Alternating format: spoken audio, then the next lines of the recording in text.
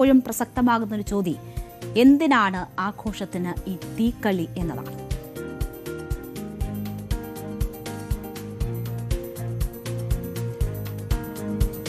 ഓരോ ഉത്സവകാലത്തും നാട് ആഘോഷ ലഹരിയിലാകും, ജീവിതം ഉത്സാഹത്തിമിർപ്പിലുമാകും.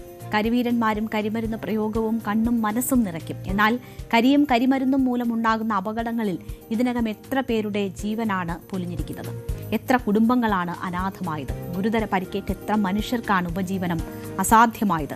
തൃശൂർ മുണ്ടത്തിക്കോടുണ്ടായ അപകടത്തിൽ 14 പേരുടെ മരണം സ്ഥിരീകരിക്കുമ്പോഴും മരണസംഖ്യയെക്കുറിച്ച് സർക്കാരിന് പോലും ഇപ്പോഴും വ്യക്തതയില്ല. തീരാക്കരച്ചിലിൻ്റെയും തോരാക്കണ്ണീരിൻ്റെയും നാൾവഴികൾക്കിപ്പുറം ജനങ്ങൾ ഇതുമായി ബന്ധപ്പെട്ടുള്ള പ്രതികരണങ്ങൾ നടത്തുമ്പോൾ കരിമരുന്ന് വേണമോ ഇനിയും ആഘോഷങ്ങൾക്ക് എന്ന ചോദ്യം വളരെ പ്രസക്തമാവുകയാണ്. കഴിഞ്ഞ 1.5 പതിറ്റാണ്ടിനിടെ കേരളത്തെ ഞെട്ടിച്ച നിരവധി വെടിക്കെട്ട് അപകടങ്ങൾ ഉണ്ടായിട്ടുണ്ട്. 2016 ഏപ്രിൽ 10 കൊല്ലം പുറ്റിങ്ങൽ ദേവീക്ഷേത്രത്തിലുണ്ടായ വെടിക്കെട്ട് അപകടത്തിൽ നഷ്ടപ്പെട്ടത് 110 പേരുടെ ജീവനാണ്. 2024 ഒക്ടോബർ 29 നീലേശ്വരം അഞ്ഞൂറ്റമ്പലം വീരർക്കാവ് വെടിക്കെട്ട് അപകടമായിരുന്നു കേരളത്തിൽ ഇതിനു മുൻപ് ഏറ്റവും ഒടുവിലുണ്ടായ അപകടം. അപ്പോൾ നിരവധി അപകടങ്ങൾ നമുക്ക് മുന്നിലുണ്ട്. പുറ്റിങ്ങൽ അപകടത്തിൽ 100-ലധികം പേർക്ക് മരണം സംഭവിക്കുന്നു. അവിടെ അനുവദനീയമായതിലും കൂടുതൽ ഈ വെടിക്കോപ്പുകൾ സൂക്ഷിച്ചിരുന്നു. അത് സൂക്ഷിക്കാൻ പറഞ്ഞിരുന്നിടത്തായിരുന്നില്ല അത് സൂക്ഷിച്ചിരുന്നത്. അത് അത്തരം വെടിക്കെട്ട് നടത്താനുള്ള സ്ഥലമോ സൗകര്യമോ ഒന്നുമില്ലാത്തിടത്തായിരുന്നു അതൊക്കെ നടന്നത്. അനുമതി പോലും ഇല്ലായിരുന്നു ആ വെടിക്കെട്ട് നടത്താൻ. ഇതൊക്കെ കാറ്റിൽ പറത്തിക്കൊണ്ടാണ് അവിടെ വലിയൊരു അപകടം ക്ഷണിച്ചു വരുത്തുന്ന രീതിയിൽ അത്തരമൊരു വെടിക്കെട്ട് നടന്നത്. അത് അന്വേഷണത്തിൽ വ്യക്തമായതാണ്. അന്നും നിയമങ്ങൾ പാലിക്കപ്പെട്ടില്ല, പക്ഷേ ഇപ്പോഴും നിയമങ്ങൾ പാലിക്കപ്പെടുന്നില്ല എന്നതാണ് നമ്മൾ കണ്ടുകൊണ്ടിരിക്കുന്നത്.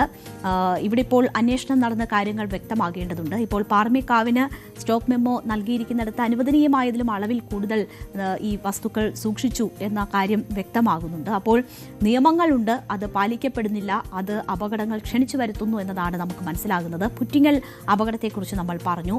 2010 ഓഗസ്റ്റ് 1 ഹരിപ്പാട് പടക്ക നിർമ്മാണ കേന്ദ്രം പൊട്ടിത്തെറിച്ച് 5 മരണം ഉണ്ടായി. അത് നമുക്ക് മുന്നിലുള്ള മറ്റൊരു അപകടമാണ്. 2011 ഫെബ്രുവരി 1 ഒറ്റപ്പാലം താങ്ങാലിയിൽ പടക്കശാല കത്തി 13 പേരുടെ മരണം സംഭവിച്ചിരുന്നു. 2011 ഡിസംബർ 28 തൃശൂർ അത്താണി സീമെൻസിന് സമീപം പടക്കശാല കത്തി 6 പേരുടെ മരണമാണ് സംഭവിച്ചത്.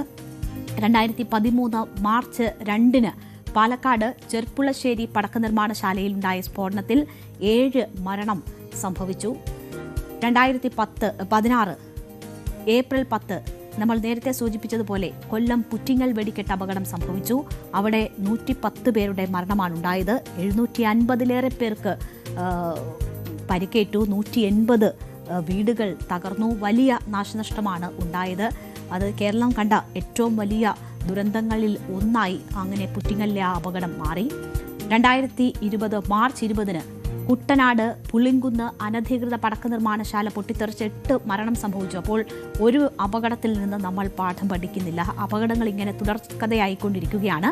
2024 ഫെബ്രുവരി 12 തൃപ്പൂണിത്തുറ പുതിയകാവ് വെടിക്കെട്ട് അപകടത്തിൽ 2 മരണം സംഭവിക്കുന്ന സാഹചര്യമുണ്ടായി. അതേ വർഷം തന്നെ 2024 ഒക്ടോബർ 29 നീലേശ്വരം അഞ്ഞൂറ്റമ്പലം വീരർക്കാവിൽ വെടിക്കെട്ട് അപകടത്തിൽ 6 മരണം സംഭവിച്ചു. അപ്പോൾ ഓരോ അപകടങ്ങൾ ഉണ്ടാകുമ്പോഴും പരിശോധനകൾ ഉണ്ടാകുന്നുണ്ട്, പക്ഷേ അതിൽ കൃത്യമായ നടപടികൾ സ്വീകരിക്കുകയോ അത് മാതൃകയാക്കുകയോ ഒന്നും ചെയ്യുന്നില്ല. ഈ അപകടങ്ങൾ ഇങ്ങനെ ആവർത്തിച്ചു കൊണ്ടിരിക്കുന്നതാണ് നമ്മൾ കണ്ടത്.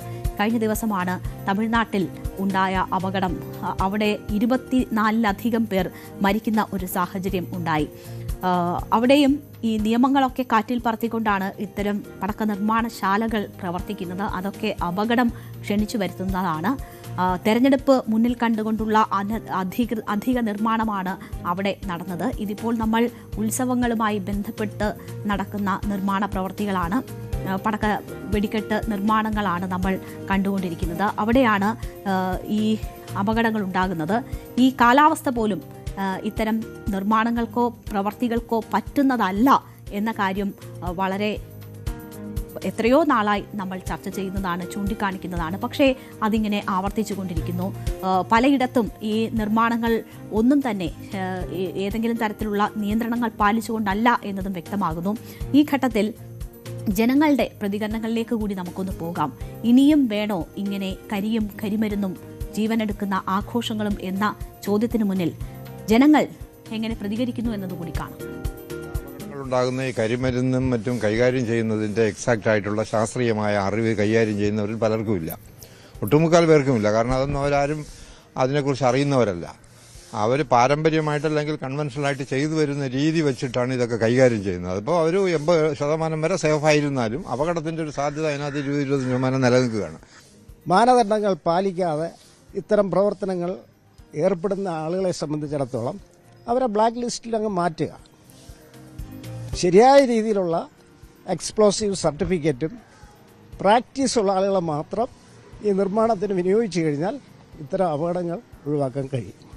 ഒരു അപകടം ഉണ്ടായി എന്നതുകൊണ്ട് മാത്രം ആ ഒരു പ്രസ്ഥാനത്തെ അവസാനിപ്പിക്കണം എന്ന് ചിന്തിക്കുന്നത് ശരിയല്ല. അടിസ്ഥാനപരമായി എല്ലാ അപകടങ്ങളുടെയും കാരണങ്ങളൊന്നായിരിക്കും. അതായത് ശാസ്ത്രീയമായി സാഹചര്യത്തിനനുസരിച്ച് അവ പുനഃക്രമീകരിച്ചിട്ടില്ല എന്നതാണ് അപകടത്തിന്റെ കാരണം. പടക്ക് സൂക്ഷിക്കുന്നത് കൊണ്ട് എല്ലായിടത്തും പടക്ക് പൊട്ടുന്നില്ല. അപ്പൊ അതിന്റെ മാനദണ്ഡങ്ങൾ പാലിക്കാത്തതാണ് ഇതിന്റെ അപകടങ്ങളിലേക്ക് നയിക്കുന്ന കാരണം എന്നത് സൂചിപ്പിക്കുന്നവരുണ്ട്.